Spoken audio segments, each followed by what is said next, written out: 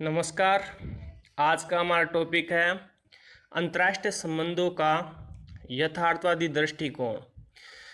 कल जैसा हमने देखा था अंतर्राष्ट्रीय संबंधों का आदर्शवादी दृष्टिकोण, आज हम विचार करते हैं अंतर्राष्ट्रीय संबंधों का यथार्थवादी दृष्टिकोण। हालांकि यथार्थवादी दृष्टिकोण आदर्शवादी सिद्धांत की प्रतिक्रिया का परिणाम था और यह शक्ति और सुरक्षा को अपने चिंतन का प्रमुख बिंदु मानता है और यह मानकर चलता है कि शक्ति के द्वारा ही हम अंतर्राष्ट्रीय संबंधों का विश्लेषण कर सकते हैं। यथार्थवादी दृष्टिकोण के विकास में अनेक विद्वानों का योगदान रहा है, जिसमें Machiavelli, George Kennan, Reinhold Niebuhr, doctor Henry Kissinger, Hans J मार्गेंथाउ प्रमुख हैं। हालांकि मैकियावेली का समूचा दर्शन यथार्थवादी चिंतन पर ही आधारित है और यथार्थवादी दृष्टिकोण शक्ति और सुरक्षा को मानव स्वभाव की प्रमुख विशेषता मानता है। यथार्थवादी सिद्धांत विचारों का वह समूह है जो सुरक्षा और शक्ति के तत्वों पर अपना जोर देता है और इन विचारों का जन्म इस विश्वास से होता है कि दूसरे लोग सदा ही उसे नष्ट करने की कोशिश करते हैं, इसलिए उसे अपनी रक्षा की खातिर हर समय दूसरों को नष्ट करने के लिए तैयार रहना चाहिए। यथार्थवादी दृष्टिकोण की मूल मान्यता यह है कि राष्ट्रों के बीच विरोध और संघर्ष किसी न किसी रूप में हमेशा बने रहते हैं। यथार्थवादी इस विरोध और संघर्ष को अंतर्राष्ट्रीय संबंधों में एक शाश्वत नियम के रूप में देखते हैं। इस प्रकार यथार्थवाद का जो सिद्धांत है वो राजनीति को उसके वास्तविक अर्थ में ग्रहण करने का प्रयास करता है। यथार्थवादी दृष्टिकोण के विकास में हंस जे मार्गेंथाउ का प्रमुख योगदान है।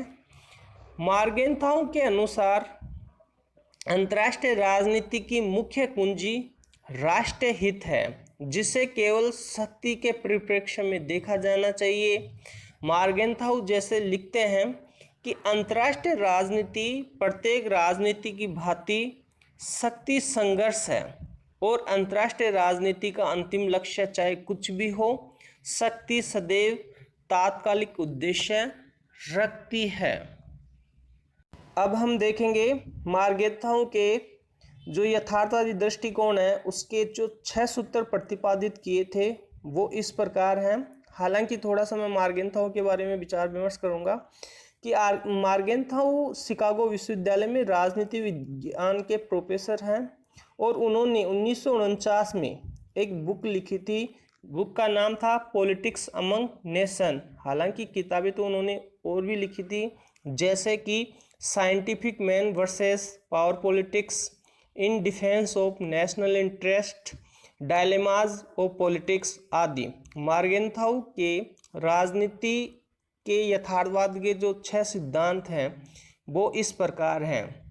पहला नियम, राजनीति पर प्रभाव डालने वाले सभी नियमों की जड़ें मानव प्रकृति में निहित होती हैं।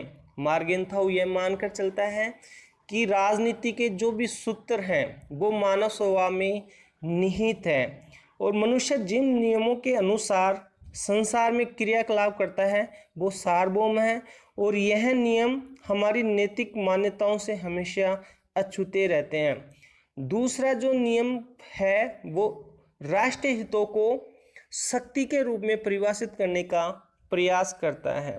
यथार्थवादी सिद्धांत का यह दूसरा तत्व है कि राष्ट्रीय हित प्रधान होते हैं। मार्गेंथाउ के शब्दों में शक्ति के नाम से लक्षित स्वार्थों पर विचार ही वह प्रमुख मार्गदर्शक है। जो अंतर्राष्ट्रीय राजनीति के क्षेत्र में यथार्थवाद का पथ प्रदर्शन करता है। इस प्रकार शक्ति के रूप में परिभाषित हित की अवधारणा दूसरा नियम मानता है। तीसरा नियम, राष्ट्रीय हित का कोई निश्चित अर्थ नहीं होता है। मार्गेंथाउ यह मानकर चलता है कि राष्ट्रीय हित का कोई निश्चित अर्थ नहीं होता है। राष्ट्रीय हित का विचार राजनीति का गूढ़ तत्व है जिस पर परिस्थितियों का, स्थान का, समय का कोई प्रभाव नहीं पड़ता। मार्गेंथाउ का चौथा नियम यह कहता है, विवेक राजनीति का उच्चतम मूल्य है। मार्गेंथाउ ने राजनीतिक यथार्थवाद, राजनीतिक कार्य की नैतिक महत्ता के प्रति सचेत है, तथापि वह विवेक को राजनीति का सार्वभौम नियम मानता है। पांचवा नियम, राष्ट्र के नैतिक मूल्यों को सार्वभौमिक नैतिक मूल्यों से पृथक मानता है। मार्गेंथाउ राजनीतिक यथार्थवाद किसी राष्ट्र के नैतिक मूल्यों को सार्वभौम नैतिक मूल्यों से पृथक मानता है। इस प्रकार छठा जो नियम है वो राजनीतिक क्षेत्र की स्वायत्तता पर जोर देता है। इस प्रकार मार्गेंथाउ ने यथार्थवादी सिद्धांत के 6 सूत्रों का प्रतिपादन किया जो इस प्रकार हैं।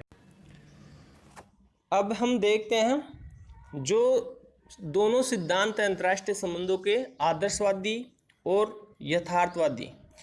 इन दोनों सिद्धांतों में संतुलित करने का प्रयास कुछ विद्वानों ने किया है और उन्होंने कहा है कि आदर्शवादी सिद्धांत भी अंतर्राष्ट्रीय राजनीति में प्रमुख भूमिका निभाता है और यथार्थवादी सिद्धांत की भी हम अंतर्राष्ट्रीय राजनीति में उपेक्षा नहीं कर सकते। तो हालांकि ऐसे विद्वान हैं जैसे क्विंसी राइट लिखते हैं कि विदेश नीति के निर्माण में दोनों ही दृष्टिकोणों की उपयोगिता स्वीकार की जा सकती है। यथार्थवाद अल्पकालीन लक्ष्यों पर जोर देता है जबकि आदर्शवाद दीर्घकालीन नीतियों पर जोर देता है। जॉर्ज केनन भी यथार्थवाद के साथ आदर्शवादी दृष्टिकोण पर सामंजस्य बिठाने का जोर देते हैं। वो लिखते हैं कि एक ओर तो हमें अपनी विदेश नीति और अपनी राष्ट्रीय आवश्यकताओं के अनुसार कार्य करना चाहिए, दूसरी ओर उन नैतिक आचार संबंधी सिद्धांतों के अनुसार कार्य करना चाहिए जो हमारी सभ्यता की भावना के सहजात सिद्धांत हैं। इस प्रकार दोनों ही सिद्धांत में ये विद्वान सामंजस्य बिठाने पर जोर देते हैं और दोनों की ही उपयोगिता स्वीकार करते हैं।